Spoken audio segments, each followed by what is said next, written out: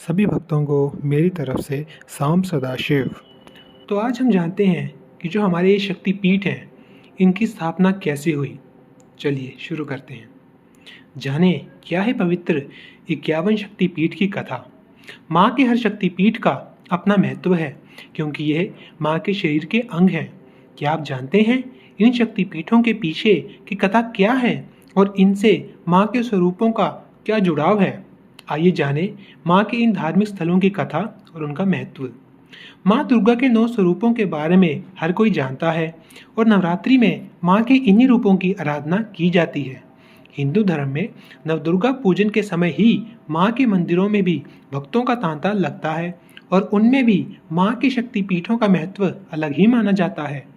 पवित्र शक्तिपीठ पूरे भारत के अलग अलग स्थानों पर स्थापित हैं। देवी पुराण में 51 शक्तिपीठों का वर्णन है तो देवी भागवत में 108 और देवी गीता में 72 शक्तिपीठों का वर्णन मिलता है। वहीं तंत्र चूड़ामणि में 52 शक्तिपीठ बताए गए हैं। देवी पुराण के मुताबिक 51 शक्तिपीठ में से कुछ विदेश में भी स्थापित हैं। भारत में 42, पाकिस्तान में 1, बांग्लादेश में 4, श्रीलंका में 1, तिब्बत में 1 तथा नेपाल में 2 शक्तिपीठ हैं। शक्तिपीठ की पौराणिक कथा। माँ के 51 शक्तिपीठों की एक पौराणिक कथा के अनुसार राजा प्रजापति दक्ष की पुत्री के रूप में माता दुर्गा ने सती के रूप में जन्म लिया था और भगवान शिव से उनका विवाह हुआ था। एक बार मुनियों के एक समूह ने यज्ञ आयोजित किया। यज्ञ में सभी देवताओं को बुलाया गया। जब राजा दक्ष आए तो सभी लोग खड़े हो गए लेकिन भगवान शिव खड़े नहीं हुए। भगवान शिव दक्ष के दामाद थे। यह देखकर राजा दक्ष बेहद क्रोधित हुए। अपने इस अपमान का बदला लेने के लिए सती के पिता राजा प्रजापति दक्ष ने भी एक यज्ञ का आयोजन किया। उस यज्ञ में ब्रह्मा, विष्णु, इंद्र और अन्य देवी देवताओं को आमंत्रित किया, लेकिन उन्होंने जानबूझकर अपने जामाता भगवान शिव को इस यज्ञ का निमंत्रण नहीं भेजा। भगवान शिव इस यज्ञ में शामिल नहीं हुए और जब नारद जी से सती को पता चला कि उनके पिता के यहाँ यज्ञ हो रहा है लेकिन उन्हें निमंत्रित नहीं किया गया है, ये जानकर वे क्रोधित हो उठी। नारद ने उन्हें सलाह दी कि पिता के यहाँ जाने के लिए बुलावे की जरूरत नहीं होती है।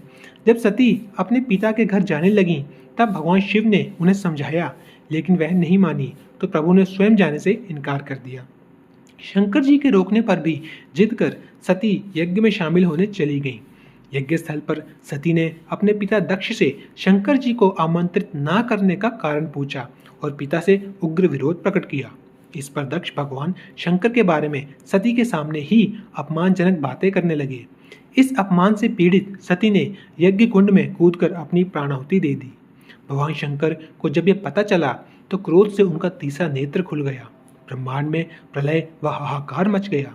शिवजी के आदेश पर वीरभद्र ने दक्ष का सिर काट दिया और अन्य देवताओं को शिव निंदा सुनने की भी सजा दी।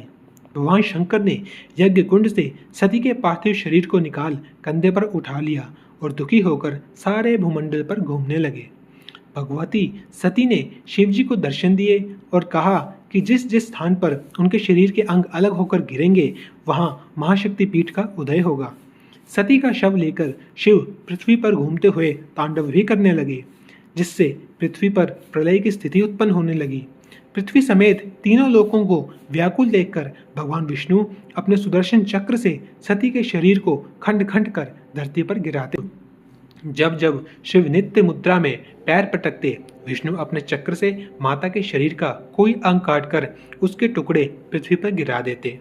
शास्त्रों के अनुसार इस प्रकार जहाँ जहाँ सती के अंग के टुकड़े, उनके वस्त्र या आभूषण गिरे वहाँ वहाँ शक्तिपीठ का उदय हुआ। इस तरह 51 स्थानों में माता के शक्तिपीठों का निर्माण हुआ। अगले जन्म में सती ने राजा हिमालय के घर पार्वती के रूप में जन्म लिया और घोर तपस्या कर शिव को पुनः पति रूप में प्राप्त किया। उम्मीद है आप सबको ये रोचक कथा जानकर अच्छा लगा होगा। तो आपको ये वीडियो कैसे लगी कमेंट में ज़रूर बताएं। वीडियो को लाइक करें, शेयर करें, चैनल को सब्सक्राइब करें। ओम नमः शिवाय।